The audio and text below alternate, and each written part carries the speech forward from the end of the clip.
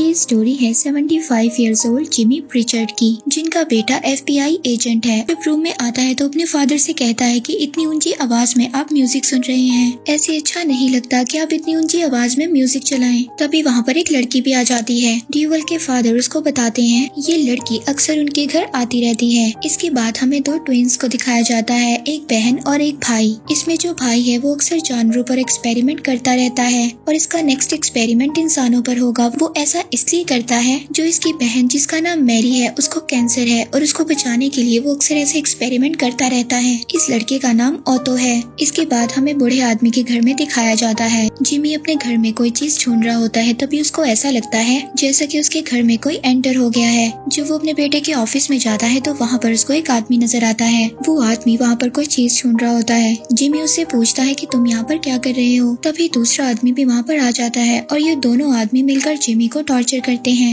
इसके बाद ये दोनों आदमी जिमी को एक ब्रिज पर लेकर चले जाते हैं। यहाँ पर एक आदमी दूसरे आदमी से कहता है कि इसको ब्रिज से नीचे गिरा दो क्योंकि इसने हमें देख लिया है, और वो ऐसा ही करते हैं। इसके बाद वो जिमी प्रिचर्ड को ब्रिज से नीचे गिरा देते हैं। अब जिमी प्रिचर्ड का मर्डर हो गया था, लेकिन उसको दोबारा लाइफ दी जाती है और उसको लाइफ देते हैं वही दो ट्विंस, ऑटो और मैरी। होता कुछ ऐसे है कि मैरी एक इंटरव्यू पर गई थी और ऑटो उसको जल्दी से रिस्टोर कर देता है लाइफ तक, यानी कि वो अपनी मशीन का फर्स्ट फेज साइकिल स्टार्ट करता है जिससे जिमी प्रिचर्ड लाइफ की तरफ दोबारा आ जाएगा। तभी वहाँ पर ऑटो की बहन मैरी आ जाती है। वो उसको कहती है कि तुमने ऐसा क्यों किया, हम इतनी जल्दी इंसानों पर एक्सपेरिमेंट नहीं कर सकते। ऑटो अपनी बहन मैरी को कहता है कि तुम परेशान मत हो, देखना ये हमारे लिए एक अच्छा ही साबित होगा, मैं तुम्हें ऐसे कैंसर से मरने नहीं दे सकता। इसके बाद ऑटो मशीन का लास्ट फेस ऑन करता है, जिसके बाद जिमी प्रिचर्ड लाइफ में वापस आ जाता है और इस बार वो एक यंग बॉडी के अंदर था। जब नेक्स्ट सीन में जिमी जागता है तो उसके सामने मैरी बैठी होती है। वो उससे पूछता है कि तुम मेरे घर में क्या कर रही हो। मैरी उससे पूछती है कि क्या तुम जानते हो कि ये तुम्हारा घर है। अब मैरी जिमी से बातों ही बातों में पूछना चाहती थी कि आखिर में तुमने क्या देखा था। वो पूछती है कि तुम्हें क्या याद आ रहा है। जिमी उसको बताता है कि मुझे एक ब्रिज याद आ रही है। वो उसको बताता है कि कुछ लोगों ने मुझे ब्रिज से धक्का दे दिया था। तभी उसको सब याद आ जाता है। वो उनको बताता है कि मेरे बेटे की लाइफ खतरे में है। तभी मैरी और ऑटो उसको रोकने की कोशिश करते हैं, लेकिन वो वहाँ से भाग जाता है। इसके बाद वो उस लड़की से भी मिलने जाता है जो उसके घर अक्सर आया करती थी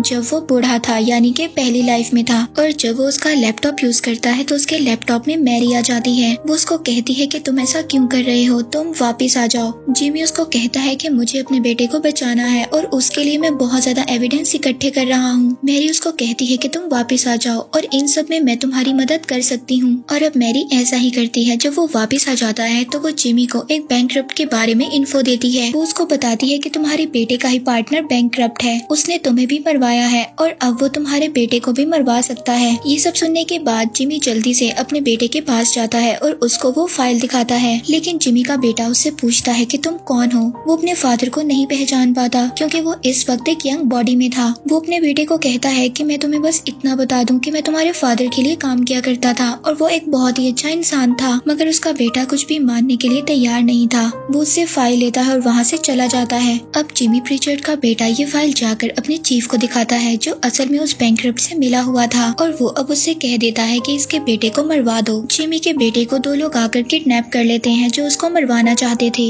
ये वही लोग थे जिन लोगों ने जिमी को भी मारा था। इससे पहले अब ये लोग जिमी के बेटे को भी मारते। जिमी अपने बेटे को बचाने के लिए वहाँ पर आ जाता है और जिमी अब अपने बेटे को बताता है कि इन लोगों ने ही तुम्हारे फादर को मारा था। वो अपने बेटे को बचा लेता है। तभी उसका बेटा उससे पूछता है कि आप कौन हो। वो कहता है कि ये बात मैं तुम्हें बाद में बताऊंगा। अब जिमी वहाँ से चला जाता है क्योंकि उसकी विजन काफी ज्यादा ब्लर हो रही थी और मैरी ने उसको बताया था कि इस टाइम तक तुम्हें वापस आना है क्योंकि अब आहिस्ता आहिस्ता जिमी की एनर्जी वीक हो रही थी। अब जिमी को ये भी पता चल गया था कि उसको क्यों जिंदा किया गया है, ताकि मैरी को कैंसर से बचाया जा सके। जिमी के रेड ब्लड सेल्स मैरी को रोजाना दिए जाते थे जिससे मैरी बच जाएगी। अब जिमी अपने बेटे से ये बात कहकर कि मैं तुम्हें बाद में बताऊंगा वहाँ से चला जाता है और साथ ही अपने बेटे को भी बचा लेता है। लेकिन रास्ते में जिमी की तबीयत बहुत ज्यादा खराब हो जाती है, लेकिन तभी मैरी आकर उसको रेस्क्यू कर लेती है। अब जिमी वापस उस घर में चला जाता है जहाँ पर वो पहले था और साथ ही साथ वो मैरी को भी डेली अपना ब्लड देता लेता रहता है और इसी सब में जेल में से 2 आदमी भाग जाते हैं। अब जिमी मैरी से जाकर बात करता है और उसको कहता है कि मैं उन लोगों को वापस जेल में भेजूंगा। मैरी उसको कहती है कि तुम पुलिस के कामों में इंटरफेयर मत करो, मगर वो उसको कहता है कि ये मेरे सिटी की बात है और मैं इन सब में पीछे कैसे रह सकता हूँ। आखिरकार मैरी उसकी हेल्प करने के लिए रेडी हो जाती है, जबकि उसका भाई इन सब चीजों के लिए राजी नहीं था, यानी कि उसका भाई ऑटो, क्योंकि वो इन सब बातों को सीक्रेट रखना चाहता था। वो किसी भी तरह ये बात नहीं चाहता था कि जिमी पकड़ा जाए। वो अपनी बहन को भी बताता है कि अगर जिमी पकड़ा गया तो हमारा क्या होगा,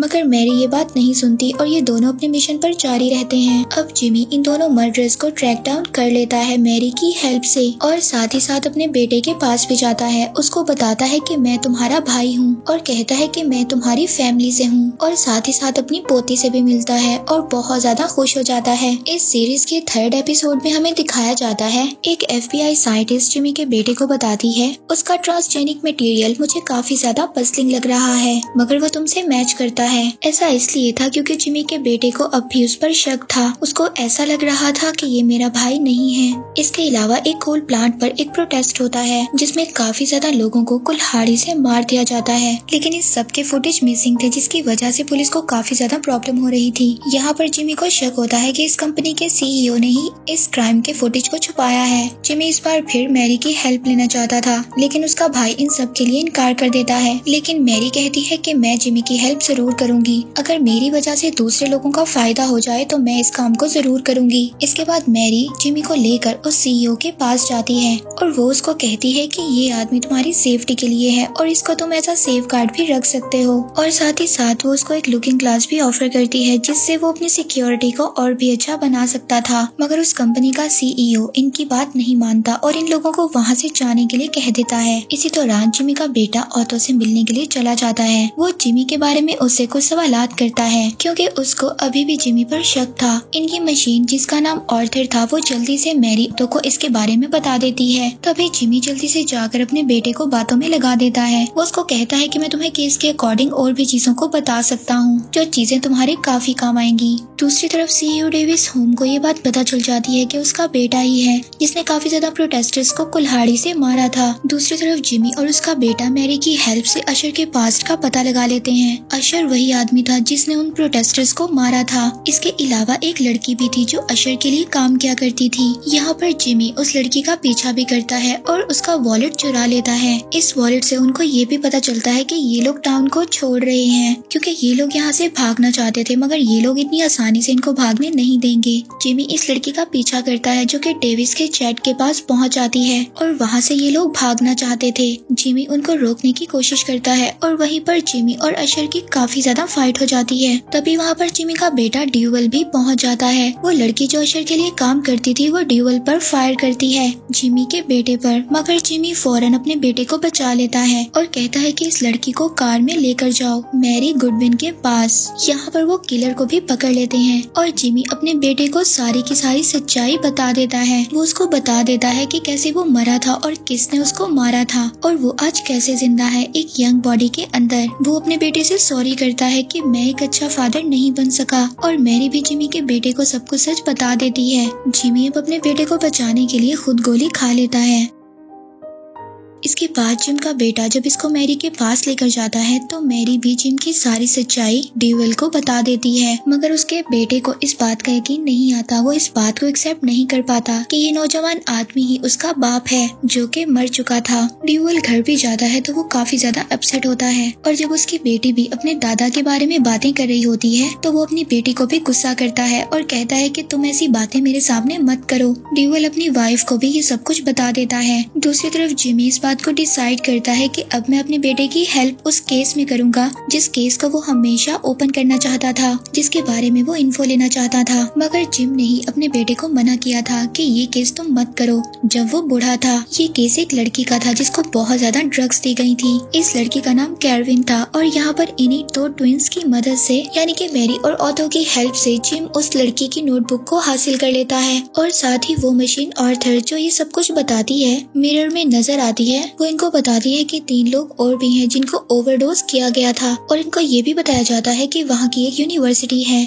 इन सब लोगों को ये डोज वहाँ पर दी गई थी। इसके बाद ये लोग वहाँ की यूनिवर्सिटी की थेरेपिस्ट के पास जाते हैं। असल में यही किलर थी और यही सबको डोज देती थी। इससे बात करने के बाद ये लोग वापस आ जाते हैं और इसके बारे में काफी ज्यादा कंक्लूजन निकालने लगते हैं। वो सोचते हैं कि आखिर कौन है जो यंग लोगों को ड्रग्स देता है। तभी इनको पता चलता है कि एक और लड़की थी जिसको इस काम में लगाया गया था। अब इन लोगों को डॉक्टर कैनियन जो कि थेरेपिस्ट थी वो दोबारा नहीं मिल रही थी। ये लोग मिलकर इस प्रोजेक्ट पर काम करते हैं और इनको पता चलता है कि डॉक्टर कैनियन अपने ओल्ड मिडिल स्कूल में है। ये वहाँ पर पहुँच जाते हैं उसको पकड़ने के लिए। ये लड़की अब एक और अपने नए मिशन पर थी और एक और नए यंगस्टर को अपना विक्टिम बनाने की कोशिश कर रही थी, मगर ये दोनों आकर उसको रंगे हाथों पकड़ लेते हैं। दूसरी तरफ अभी भी इस बात पर यकीन नहीं कर रहा था कि जिम ही उसके फादर हैं। जिमी का बेटा उससे कहता है कि मुझे अभी भी थोड़ा सा टाइम चाहिए, मैं अभी भी कंफ्यूज हूँ और जब मेरी ये कंफ्यूजन दूर हो जाएगी तभी तुम मेरी बेटी के करीब आ सकते हो, जो जिम की ग्रैंड डॉटर थी। एपिसोड 5 में हमें दिखाया जाता है कि मैरी एक इंटरव्यू दे रही होती है, तभी ये न्यूज लीक हो जाती है कि उसको ब्लड कैंसर है। जब वो वापस आ रही होती है तो रोड पर उसको कोई मारने की कोशिश करता है, यानी कि उसका एक्सीडेंट करने की भी कोशिश की जाती है। मैरी इस बात को नहीं जानती थी कि कौन उसको मारने की कोशिश कर रहा है। मैरी की असिस्टेंट उसको बताती है कि एक इंसान है जिसने बेट किया था कि वो तुम्हें मार देगा। दूसरी तरफ जिम भी उस कार को ट्रेसिंग करने की कोशिश कर रहा था जो कि मैरी को मारना चाहती थी। तभी उनको पता चलता है कि जो इंसान मैरी को मारना चाहता था उसके लेफ्ट आर्म पर कोबरा का टैटू बना हुआ है। यहाँ जिम का बेटा ड्यूवल इस केस को खुद ही सॉल्व करना चाहता है, लेकिन जिम भी इस केस में उसकी हेल्प करता है और वो मारा जाता है। वो मरने के करीब होता है और बहुत ज्यादा सीरियस कंडीशन में होता है। अब जिमी मरने से पहले अपने आप को पुरानी हालत में देखता है कि जब वो बूढ़ा आदमी था, और साथ ही साथ वो अपने बेटे को भी इस बारे में इन्फो दे देता है कि वो मरने वाला है। इसके लिए वो आर्थर की हेल्प लेता है। वहाँ ड्यूवल जो इस केस को डील कर रहा था उसको काफी ज्यादा टेंशन थी, क्योंकि बहुत सारे ऐसे सॉफ्टवेयर डेवलपर थे जिनके लेफ्ट आर्म पर कोबरा का टैटू बना हुआ है। उसको ये समझ नहीं आ रहा था कि कौन था जिसने मैरी पर अटैक किया था। तभी उसको पता चलता है कि वहाँ का एक सॉफ्टवेयर डेवलपर है जिसने लुकिंग ग्लास के खिलाफ केस भी दायर किया हुआ था। दूसरी तरफ ऑटो को ये बात पता चलती है कि जिम की हालत बहुत ज्यादा खराब है, क्योंकि उसने एक कोड गलत राइट कर दिया। असल में ये लोग जिमी को जगाने के लिए एक कोड राइट करते हैं। दरअसल इस बार एक कोड गलत राइट करने की वजह से जिमी की हालत बहुत ज्यादा खराब हो गई थी। दूसरी तरफ ड्यूवल एक प्लान बनाता है। वो उस इंसान को पकड़ना चाहता था जो मैरी को मारना चाहता है। अब वो उनको कहता है कि आप लोग हमें एक लड़की दे दो, कैली, जो कि कोड को राइट करती है और उसके बदले में हम आपको मैरी देंगे। अब वो लोग तो मैरी को लेना चाहते थे। अब वो लोग उस जगह पर पहुंच जाते हैं जहां ये लोग मैरी को देने वाले थे। यहाँ पर ड्यूवल और जिम मैरी से कहते हैं कि तुमने कार से बाहर नहीं आना। जब मैरी कार से बाहर नहीं आती तो उस इंसान को ये बात पता चल जाती है कि ये लोग तो मेरे खिलाफ कोई गेम खेल रहे हैं। वो ड्यूवल पर फौरन अटैक कर देता है। वो उस पर फायर करता है, मगर उसके फादर उसको बचाने के लिए, यानी कि जिमी उसको बचाने के लिए आगे आ जाता है। मगर जिमी काफी ज्यादा वीक था और उसके लिए ड्यूवल को बचाना बहुत ज्यादा मुश्किल था। अब वो इंसान जिमी को मारने वाला था क्योंकि जिमी बहुत ज्यादा वीक था। तभी वहाँ पर ड्यूवल आ जाता है और उस इंसान को शूट कर देता है। और यहाँ पर ये बात ऑटो को भी पता चल जाती है कि जिम का जेनेटिक कोड काफी स्ट्रॉन्ग है और वो खुद ही से दोबारा से रीराइट हो जाता है, इवन मिस्टेक्स के बाद भी। और तो और उसका जेनेटिक कोड इतना अच्छा है कि उससे मैरी के ठीक होने के बहुत ज्यादा चांसेस हैं, जिससे मैरी का कैंसर भी खत्म हो जाएगा। एपिसोड 6 में हमें दिखाया जाता है कि ऑटो बहुत ज्यादा परेशान था। वो ये बात सोच रहा था कि जिमी और उसकी बहन मैरी में बहुत ज्यादा बॉन्ड क्रिएट हो रहा है, इसीलिए अब ऑटो चाहता था कि वो डोनर को चेंज कर दे। वो सोचता है कि अब कोई और इंसान हो जो मेरी बहन को रेड ब्लड सेल्स दे। एपिसोड 7 में हमें प्रीचर्ड की डॉटर को एक ऐसे आदमी के साथ दिखाया जाता है जो उसके साथ हाई स्कूल से था। जिमी की डॉटर का उसके साथ काफी अच्छा बॉन्ड था, लेकिन जिमी प्रीचर्ड को ये बात शुरू से ही पसंद नहीं थी। वो उसके ख्याल से काफी ज्यादा इर्रिस्पॉन्सिबल इंसान था और वो ऐसा नहीं था कि उस पर ट्रस्ट किया जा सके। जिमी प्रीचर्ड की डॉटर जब उसको डेट करती है तो वहाँ पर ड्यूवल भी होता है। वो अपने फादर से कहता है कि आप यहाँ पर ऐसा कुछ मत करना जो उसको बुरा लगे। जिमी की डॉटर जिमी को अपने भाई के तौर पर इंट्रोड्यूस करवाती है और वो खुद भी यही समझती है कि जिमी उसका भाई है। वो इस बात को नहीं जानती थी कि इस आदमी में उसके फादर की सोल है। जिमी अब ऑथर की हेल्प से इस बात का पता लगा लेता है कि ये आदमी जिसको इसकी डॉटर पसंद करती है उसको पीछे से कोई प्रिजनर प्रेशराइज कर रहा है और वो उसको प्रेशराइज प्रिजन से बाहर आने के लिए कर रहा है। पहले तो जिमी और ड्यूअल उसको गलत समझते हैं, लेकिन बाद में ये लोग इस बात को समझ जाते हैं कि ये इंसान खुद भी हेल्प लेना चाहता है ताकि किसी तरह से वो प्रेशर से बाहर आ सके और फिर किसी तरह जिमी और ड्यूअल इसकी हेल्प करते हैं। और दूसरी तरफ हमें ऑटो को दिखाया जाता है जो कि बहुत ही ज्यादा परेशान था जिमी और अपनी बहन मैरी के बॉन्ड के बढ़ने की वजह से,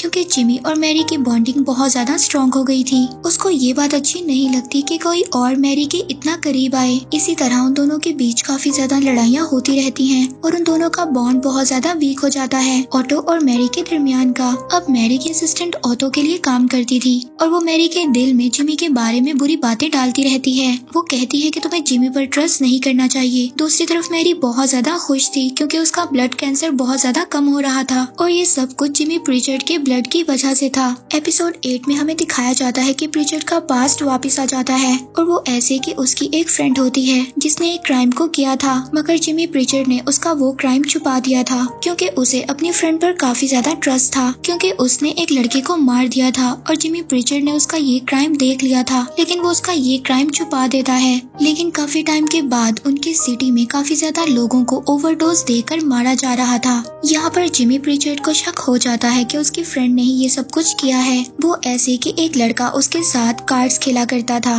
एक दफा उसने उसको बताया था कि तुम्हारी फ्रेंड ही इन सब में इन्वॉल्व है। उसने अपना एक पूरा ग्रुप बना लिया है और वो यंग लोगों को ओवरडोज देकर मार रही है। अब जिमी प्रिचर्ड ये सारी बातें अपने बेटे को बताता है और वो उसको कहता है कि वो उसकी हेल्प लेना चाहता है। अब ये दोनों मिलकर एक प्लान बनाते हैं जहाँ पर जिमी प्रिचर्ड अपने बेटे से कहता है हम उसके पास जाएंगे ड्रग डीलर बनकर और इसी तरह हम उसको पकड़वा देंगे और इसके बाद वो दोनों अपने प्रोजेक्ट पर काम करना स्टार्ट कर देते हैं और साथ ही साथ उन दोनों में बॉन्डिंग भी बहुत अच्छी बन रही थी। अब ड्यूअल ये बिल्कुल नहीं चाहता था कि उसके फादर यानी कि जिमी उसको छोड़कर जाएं। दूसरी तरफ जिमी की ग्रैंड डॉटर भी एक लड़के को डेट करना स्टार्ट कर देती है। जब जिमी को ये बात पता चलती है तो वो वहाँ पर पहुँच जाता है। जिमी प्रिचर्ड उस लड़के को काफी ज्यादा मारता है। जिमी की ग्रैंड डॉटर का नाम ग्रेसी था। जिमी उस लड़के को कहता है कि आज के बाद मैं तुम्हें ग्रेसी के साथ ना देखूं। वहाँ दूसरी तरफ ऑटो जो बहुत ज्यादा परेशान था मैरी और जिमी के बॉन्डिंग की वजह से, ऑटो अब एक नया डोनर लेना चाहता था और उसको नया डोनर बनाने के लिए ऐसे इंसान की जरूरत थी जिसमें जेनेटिक वेरिएशन बिल्कुल वैसी हो जो कि जिमी प्रिचर्ड के अंदर थी। असल में ऐसी जेनेटिक वेरिएशन ग्रेसी के अंदर थी, यानी कि जिमी की ग्रैंड डॉटर में। इसीलिए ऑटो ने ही उस इंसान को भेजा था जिसको ग्रेसी डेट कर रही थी। एपिसोड 9 में हमें जिमी प्रिचर्ड और उसके बेटे ड्यूअल को दिखाया जाता है। ये दोनों मिलकर काम कर रहे हैं और एक सीरियल किलर को पकड़वाने में पुलिस की हेल्प कर रहे हैं, लेकिन इनके पीछे असिस्टेंट कुछ गलत काम कर रही है कि वो एक इंसान कॉर्नर के साथ मिली हुई है और साथ ही ऑटो भी इनके साथ मिला हुआ है। ये लोग लुकिंग ग्लास पर फुल कंट्रोल लेना चाहते थे मैरी को बिना बताए हुए। ऑटो ऐसा इसलिए कर रहा था ताकि वो मैरी के लिए एक नया डोनर ढूंढ सके, क्योंकि उसको जिमी प्रिचर्ड बिल्कुल भी पसंद नहीं था और अब वो ऐसा चाहता था कि जिमी प्रिचर्ड वापस चला जाए। दूसरी तरफ हमें ये भी बताया जाता है कि मैरी का कैंसर बिल्कुल क्योर हो चुका है और वो अब सबको बताना चाहती है कि कैसे इस चीज को इंसानों की भलाई के लिए यूज कर सकते हैं। इसके लिए वो एक कॉन्फ्रेंस भी अटेंड करती है और साथ ही साथ उसको अपनी असिस्टेंट पर भी शक हो रहा था कि वो अंदर ही अंदर कुछ ना कुछ गलत कर रही है। वहाँ दूसरी तरफ प्रिचर्ड जो ये जानता था कि अब इसका काम मुकम्मल हो चुका है और अब इसको वापस भेज दिया जाएगा और अब वो मैरी से बहुत दूर रह रहा था। ये बात जो मैरी प्रिचर्ड से पूछती है कि अब तुम मुझे अपने कामों में मिलाते नहीं हो और ना ही मुझसे हेल्प लेते हो। वो कहता है कि अब तुम चाहती ही नहीं हो कि मैं तुम्हारे आसपास रहूं। जो तुम्हें काम चाहिए था वो तो मुझसे हो गया है, लेकिन मैरी उसको कहती है कि मैं नहीं चाहती कि तुम जाओ, मैं चाहती हूँ कि तुम हमेशा मेरे साथ रहो। अब ये बात उन दोनों की ऑटो सुन लेता है। दूसरी तरफ जिमी अपनी ग्रैंड डॉटर के साथ घर जा रहा होता है। वो उसके साथ काफी ज्यादा टाइम स्पेंड करना चाहता था। अब उसकी ग्रैंड डॉटर को भी ये बात पता चल जाती है कि जिमी और मैरी काफी ज्यादा कनेक्टेड हैं और वो इस बात को लेकर काफी ज्यादा एक्साइटेड होती है कि वो दोनों मिलकर काम करते हैं, क्योंकि मैरी गुडविन उनकी सिटी में काफी ज्यादा फेमस थी। इसके बाद एपिसोड 10 में हमें प्रिचर्ड और ड्यूअल को दिखाया जाता है जो कि एल्बर्ट लेन के बारे में इन्वेस्टिगेशन कर रहे होते हैं। ये वो इंसान था जिसने काफी ज्यादा मर्डर किए हैं। अब प्रिचर्ड मैरी से कहता है कि ऑटो एल्बर्ट लेन के बारे में काफी ज्यादा बातें जानता है, लेकिन वो हमसे छुपा रहा है और उसको ये भी शक था कि ये सब लोग मिलकर कुछ अलग कर रहे हैं। उसको ये शक हो गया था कि ऑटो लुकिंग क्लास पर फुल कंट्रोल लेना चाहता है और ये करने के लिए उसने मैरी के असिस्टेंट को भी अपने साथ मिला लिया है। यहाँ मैरी अपने भाई से सारी बातें पूछती है, लेकिन ऑटो उसको कुछ भी नहीं बताता। तभी मैरी उसको एक रूम में लॉक कर वहाँ से चली जाती है, मगर ऑटो जो कि अब काफी ज्यादा चीजों में कामयाब हो गया था, वो उस रूम से बाहर भाग जाता है अपनी असिस्टेंट की हेल्प से, और साथ ही साथ असिस्टेंट भी वहाँ से काफी टाइम के बाद भाग जाती है। और जब इनको पता चलता है कि ऑटो यहाँ से भाग गया है, यानी कि मैरी और प्रिचर्ड को, तब मैरी जिमी प्रिचर्ड से प्रॉमिस करती है कि वो ऑटो को ढूंढ लेगी। अगर ऑटो वहाँ से चला गया था तो मीन्स आर्थर भी वहाँ से चला गया था, क्योंकि आर्थर वहाँ की मेन मशीन थी। ऑटो आर्थर के साथ चला गया है, तो इसका मतलब ये था कि अब जिमी प्रिचर्ड को एनर्जी कौन देगा, और अगर ऑटो को ये लोग ना ढूंढ पाए तो प्रिचर्ड बहुत जल्दी मर जाएगा। दूसरी तरफ जब जिमी प्रिचर्ड घर जाता है तो उसको पता चलता है कि यहाँ से उसकी ग्रैंड डॉटर यानी कि ग्रेसी गायब है। ऑटो जाने से पहले पूरे सिस्टम को शट डाउन कर गया था और मैरी ने बहुत ही मुश्किल से प्रिचर्ड को बचाया था। सिचुएशन काफी ज्यादा वर्स हो गई थी और इन दोनों बहन भाइयों में काफी ज्यादा दरारें आ गई थी। ऑटो को अब ये लगता था कि उसकी बहन मैरी उससे प्यार नहीं करती। ऑटो अब कॉर्नर के पास जाता है। कॉर्नर उसको कहता है कि तुम परेशान मत हो, हम नया डोनर तैयार करेंगे। वो पूरी कोशिश करता है कि ऑटो पूरी तरह से अपनी बहन के खिलाफ हो जाए और नया डोनर बनाने के लिए उन लोगों ने इस्तेमाल करना था ग्रेसी के जेनेटिक कोड का। यहाँ पर ग्रेसी उस आदमी के साथ भाग जाती है जिसे पीछे से ऑटो ने ही अपॉइंट किया था। सीजन के लास्ट एपिसोड में जब जिमी प्रिचर्ड और ड्यूअल को ये बात पता चलती है कि ग्रेसी घर में नहीं है तो ये काफी ज्यादा परेशान हो जाते हैं और यहाँ पर ड्यूअल यानी कि ग्रेसी के फादर को इस बात का शक हो गया था कि उसकी बेटी की लाइफ खतरे में है और यहाँ पर दो लोग ड्यूअल को लेकर चले जाते हैं। उन लोगों ने उसको किडनैप कर लिया था ताकि वो किसी तरह से भी अपनी बेटी को ना बचा सके। ड्यूअल जब कार में था तो वो उन लोगों से कहता है कि मुझे छोड़ दो, मेरी बेटी की जान खतरे में है, पर वो लोग उसकी बात सुनने वाले नहीं थे। तभी वहाँ पर जिमी प्रिचर्ड आ जाता है और वो कार के ऊपर जंप करता है। अब जिमी प्रिचर्ड अपने बेटे को बचा लेता है और ड्यूअल अपने फादर को थैंक्स कहता है। जिमी प्रिचर्ड उसको कहता है कि कोई बात नहीं, ग्रेसी मेरी भी ग्रैंड डॉटर है। वहाँ मैरी की असिस्टेंट जो कि गायब हो चुकी थी अब वो वापस आ गई थी। वो मैरी को कहती है कि मैं सारी बातें जानती हूँ और वो ये भी बताती है कि वो जानती है कि ग्रेसी कहाँ पर है। वो उसको बताती है कि ग्रेसी इस वक्त ऑटो और कॉर्नर के पास है। ये लोग ग्रेसी को मारना चाहते हैं और उसको डिफरेंट इंजेक्शंस लगा रहे हैं और साथ ही ये उसका जेनेटिक कोड यूज करेंगे एक नया डोनर बनाने के लिए, यानी कि उसकी लाइफ अब इस वक्त खतरे में है क्योंकि अब उसकी असिस्टेंट वापस आ गई थी और उसको भी काफी पछतावा था। तो यहाँ पर मैरी उस असिस्टेंट को वापस ऑटो और कॉर्नर के पास भेजती है। तो ऑटो उस कंप्यूटर मशीन से असिस्टेंट को देखकर काफी ज्यादा हैरान हो जाता है कि ये यहाँ पर क्या कर रही है।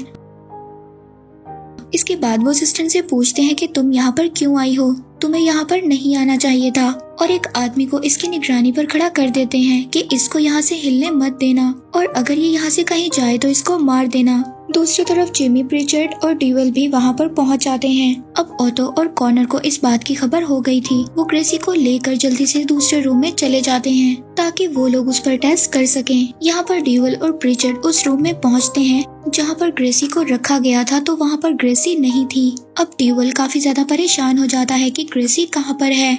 वहाँ पर वो लोग उन इंजेक्शंस को भी देखते हैं जो कि ग्रेसी को लगाए गए थे। अब ये लोग उसको ढूंढने की पूरी कोशिश करते हैं। वहाँ पर दूसरी तरफ मैरी जो सिस्टम के शटडाउन होने की वजह से बहुत ज्यादा परेशान थी क्योंकि जिमी प्रिचर्ड की लाइफ भी अब खतरे में थी। अब वो भी एक नया सिस्टम बनाने की कोशिश कर रही थी और साथ ही साथ वो एक नए कोड को भी अनलॉक करने की कोशिश कर रही थी क्योंकि अब उसको अकेले काम करना था क्योंकि ऑटो तो उसके खिलाफ था। यहाँ पर जिमी प्रिचर्ड और ड्यूअल ग्रेसी को ढूंढ रहे थे, तभी वो लोग ऑटो को भी ढूंढ लेते हैं और वो वहाँ पर ऑटो को पकड़ लेते हैं और कॉर्नर को कहते हैं कि जल्दी से ग्रेसी हमारे हवाले कर दो, नहीं तो हम ऑटो को मार देंगे। जो कॉर्नर जो दूसरे कंप्यूटर से सब देख रहा था वो उनको कहता है कि तुम ऑटो को कुछ मत करना, हम ग्रेसी को तुम्हें दे देंगे। अब ये लोग ग्रेसी को सामने लेकर आते हैं और दूसरी तरफ वो लोग ऑटो को भी सामने लेकर आते हैं, मगर ग्रेसी रियल नहीं थी मगर ऑटो तो रियल था। अब इन लोगों को ये बात पता चल जाती है और इन लोगों के दरमियान फायरिंग स्टार्ट हो जाती है। असिस्टेंट इन सब के दरमियान इनकी काफी ज्यादा हेल्प करती है, यानी कि ग्रेसी को छुड़वाने में। अब इस फाइट के दौरान एंड में ऑटो और कॉर्नर की डेथ हो जाती है, यानी कि जो इंसान गलत था उसको गलत ही मिला। अब जिमी प्रिचर्ड और डीवल को भी ग्रेसी मिल जाती है, मगर अभी तक उसको ये बात नहीं बताई गई थी कि जिमी प्रिचर्ड ही उसके ग्रैंडपा हैं। यहाँ पर प्रिचर्ड की तबीयत काफी ज्यादा खराब हो रही थी और मशीन भी शट डाउन हो चुकी थी, यानी कि उसके जिंदा रहने के बिल्कुल भी चांसेस नहीं थे। डीवल चाहता था कि उसके फादर जिंदा रहें, मगर प्रिचर्ड अपने बेटे से कहता है कि मेरे मरने का टाइम आ गया है और मैं ये बात नहीं चाहता कि मुझे मरते हुए तुम देखो। असिस्टेंट प्रिचर्ड को मैरी के पास लेकर जाती है। मैरी प्रिचर्ड को हौसला देती है। प्रिचर्ड मैरी से कहता है कि मैं और ऑटो दोनों तुम्हें छोड़कर जा रहे हैं, तुम्हें खुद का ख्याल रखना होगा। और दूसरी तरफ वो असिस्टेंट जो मशीन के पास जाती है, वो जाकर देखती है कि कोड अनलॉक। वो मैरी से आकर कहती है कि कोड अनलॉक्ड हो चुका है, यानी कि अब प्रिचर्ड बच सकता है। अब जल्दी से ये लोग प्रिचर्ड को टैंक में डालते हैं ताकि उसकी जान को बचाया जा सके, और वो बच भी जाता है। और दूसरी तरफ डीवल को भी ये मैसेज रिसीव हो जाता है कि तुम्हारे फादर बच गए हैं, कि अब वो जिंदा है, कोड अनलॉक्ड हो चुका था। अब मैरी जिमी प्रिचर्ड को एक लेटर लिखकर चली जाती है। वो उसमें लिखती है कि मैं नहीं जानती कि मैं कौन हूँ। मैंने तुमसे कहा कि मैं तुम्हें प्यार करती हूँ, लेकिन तुम्हें प्यार करने से पहले मुझे अपने बारे में जानना होगा, और उसके लिए मैं काफी देर तुमसे दूर रहूंगी, मगर वापस जरूर आऊंगी। अब इस सीरीज के एंड में मैरी को एक मैसेज मिलता है। उसको लगता है कि ये मैसेज ऑर्थर की तरफ से है। वो मैसेज ऑर्थर की तरफ से नहीं बल्कि ऑटो की तरफ से था। अब ऑटो उसको ये मैसेज देने की कोशिश कर रहा था कि हमने जो एक्सपेरिमेंट किया है और लोगों को जिंदा किया है, और इसी तरह एक्सपेरिमेंट हमने फिश पर भी किया था, और हमें इस बात का पता चला था कि जो चीजें हमने जिंदा की थी विद टाइम उनका बिहेवियर चेंज हो जाता है, और मुझे लगता है कि जिमी प्रिचर्ड का भी बिहेवियर विद टाइम चेंज हो जाएगा, और तुम्हें उसका ख्याल रखना होगा। और इसके साथ ही ये सीजन यहीं पर एंड हो जाता है।